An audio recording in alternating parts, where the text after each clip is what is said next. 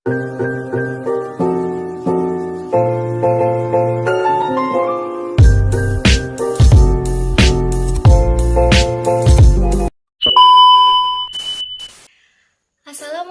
warahmatullahi wabarakatuh. Salam sejahtera bagi kita semua. Salam Om Swastiastu, Namo Buddhaya, salam kebajikan.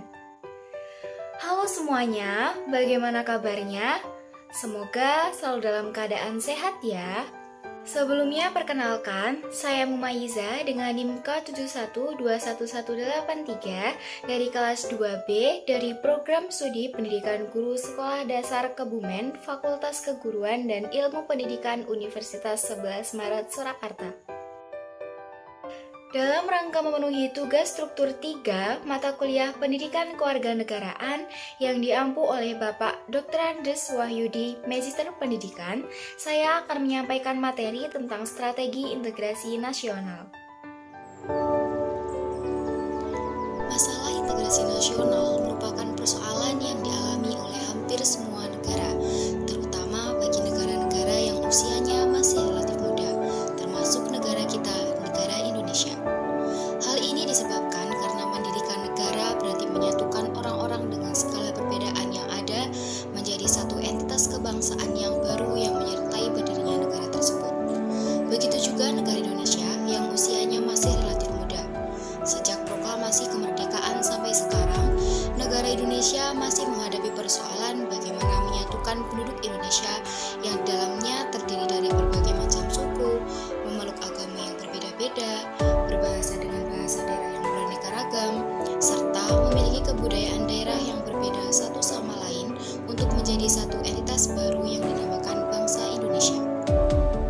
Dengan adanya perbedaan-perbedaan tersebut, perlu adanya suatu strategi yang dapat menyatukan perbedaan-perbedaan menjadi satu kesatuan yang utuh dan saling toleransi satu dengan yang lainnya. Karena itu, pada kesempatan kali ini saya akan menyampaikan strategi integrasi nasional untuk menangani hal tersebut. Sebelumnya, apakah teman-teman sudah tahu pengertian dari integrasi nasional? Yuk kita simak penjelasannya. Berikut pengertian integrasi nasional. Integrasi nasional adalah upaya menyatukan seluruh unsur suatu bangsa dengan pemerintah dan wilayahnya, menurut Safruddin Bahar tahun 1998. Mengintegrasikan berarti membuat untuk atau menyempurnakan dengan jalan menyatukan unsur-unsur yang semula terpisah-pisah. Menurut Howard Rings tahun 1996, integrasi berarti menyatukan bangsa-bangsa yang berbeda dari suatu masyarakat menjadi suatu keseluruhan yang lebih utuh dan memadukan masyarakat-masyarakat kecil yang banyak menjadi satu bangsa. Jadi, integrasi nasional adalah suatu proses atau suatu usaha yang dilakukan untuk menyatukan suatu perbedaan-perbedaan yang ada di dalam negara agar tercipta suatu keserasian dan keselarasan secara nasional. Nah, mengapa integrasi nasional ini penting untuk diwujudkan dalam masyarakat? Integrasi masyarakat yang seutuhnya merupakan sesuatu yang sulit untuk diwujudkan. Kenapa? Karena setiap masyarakat memiliki potensi integrasi yang berbeda-beda dan menyimpan potensi konflik dan pertentangan. Adanya persamaan kepentingan, kebutuhan untuk bekerja sama, serta konsensus tentang nilai-nilai tertentu dalam masyarakat merupakan potensi yang mengintegrasikan. Sebaliknya, perbedaan-perbedaan yang ada dalam masyarakat seperti perbedaan suku, agama, budaya, dan perbedaan kepentingan adalah menyimpan potensi untuk menimbulkan konflik. Terlebih lagi apabila perbedaan-perbedaan itu tidak dikelola dan disikapi dengan cara dan sikap yang tepat. Masyarakat yang terintegrasi dengan baik merupakan harapan bagi setiap warga negara.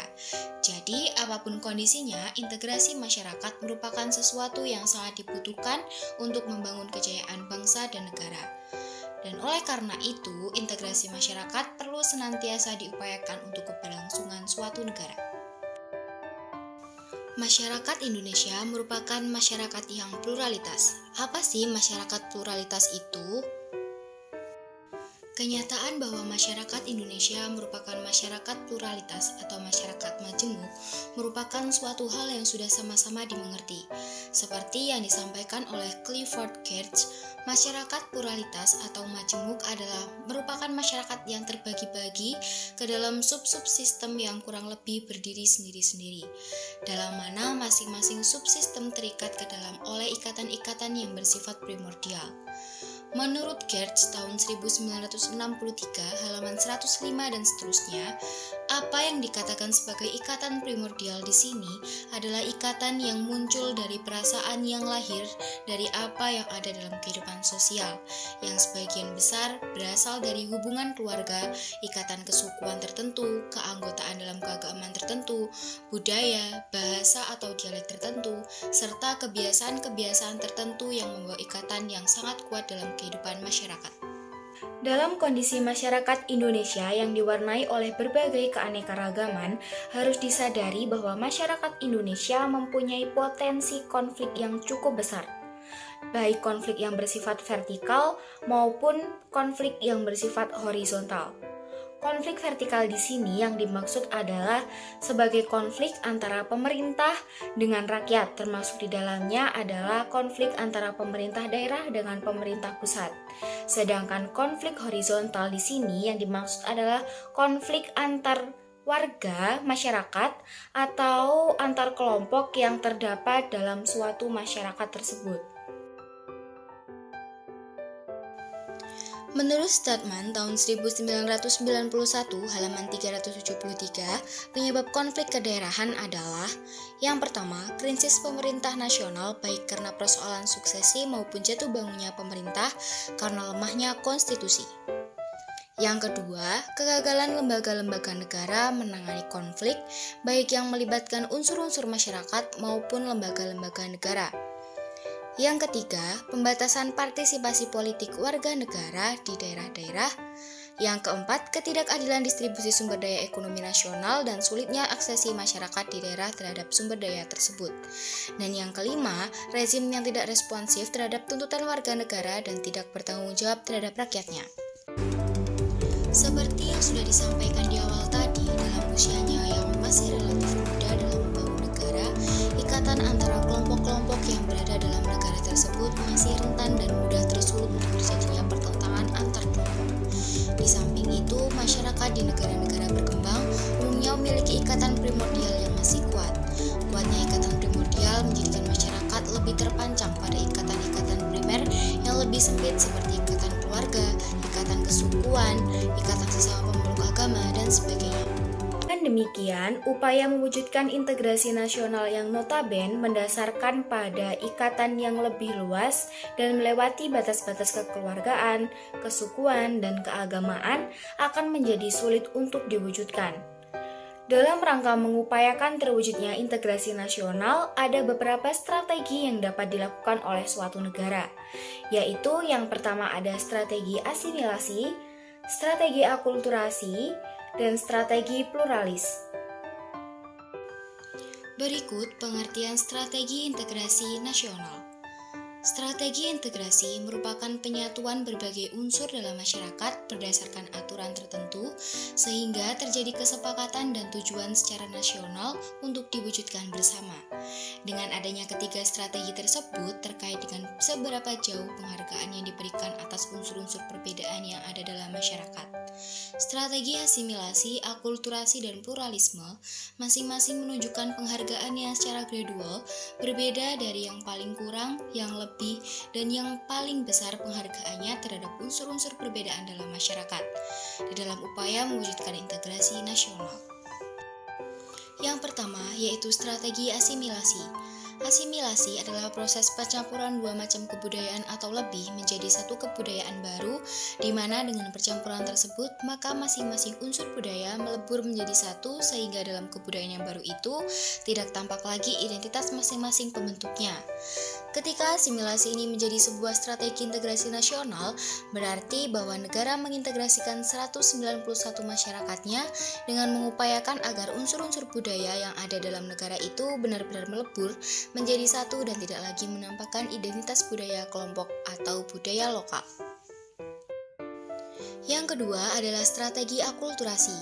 Akulturasi adalah proses pencampuran dua macam kebudayaan atau lebih sehingga memunculkan kebudayaan yang baru, di mana ciri-ciri budaya asli pembentuknya masih tampak dalam kebudayaan baru tersebut. Dengan demikian berarti bahwa kebudayaan baru tidak melumat semua unsur kebudayaan pembentuknya.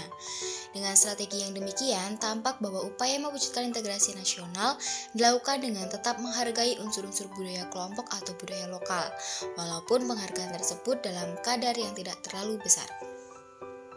Dan yang terakhir adalah strategi pluralis. Paham pluralis merupakan paham yang menghargai terdapatnya perbedaan dalam masyarakat. Paham pluralis pada prinsipnya mewujudkan integrasi nasional dengan memberi kesempatan pada segala unsur perbedaan yang ada di masyarakat untuk hidup dan berkembang. Jadi, integrasi nasional diwujudkan dengan tetap menghargai terdapatnya perbedaan-perbedaan dalam masyarakat. Hal ini sejalan dengan pandangan multikulturalisme bahwa setiap unsur perbedaan memiliki nilai dan kedudukan yang sama, sehingga masing-masing berhak mendapatkan kesempatan untuk berkembang. Sejak awal berdirinya negara Indonesia, para pendiri negara menghadapi persatuan di Indonesia ini diwujudkan dengan menghargai terdapatnya perbedaan di dalamnya. Artinya bahwa upaya mewujudkan integrasi nasional Indonesia dilakukan dengan tetap memberikan kesempatan kepada unsur-unsur pembeda yang ada di Indonesia untuk dapat tumbuh dan berkembang secara bersama-sama dalam perbedaan tersebut. Proses pengesahan pembukaan Undang-Undang Dasar 1945 oleh PPKI pada tanggal 18 Agustus 1945 yang bahannya diambil dari naskah Piagam Jakarta dan di dalamnya terdapat rumusan dasar-dasar negara Pancasila menunjukkan pada kita betapa tokoh-tokoh pendiri negara, the Founding Fathers, pada waktu itu menghargai perbedaan-perbedaan yang terdapat dalam kehidupan masyarakat Indonesia. Para pendiri negara rela mengesampingkan persoalan perbedaan-perbedaan yang ada demi membangun sebuah negara yang dapat melindungi seluruh rakyat Indonesia. Oleh karena itu, sebagai generasi muda, kita harus bisa mewujudkan integrasi nasional melalui strategi-strategi integrasi yang bisa kita terapkan dalam kehidupan sehari-hari. Dengan selalu mengingat semboyan Bhinneka Tunggal Ika, yang artinya walaupun berbeda-beda tetapi tetap satu jua. Semboyan tersebut sama maknanya dengan istilah Unity in Diversity yang artinya bersatu dalam keanekaragaman. Sebuah ungkapan yang menggambarkan cara menyatukan secara demokratis suatu masyarakat yang di dalamnya diwarnai oleh adanya berbagai perbedaan.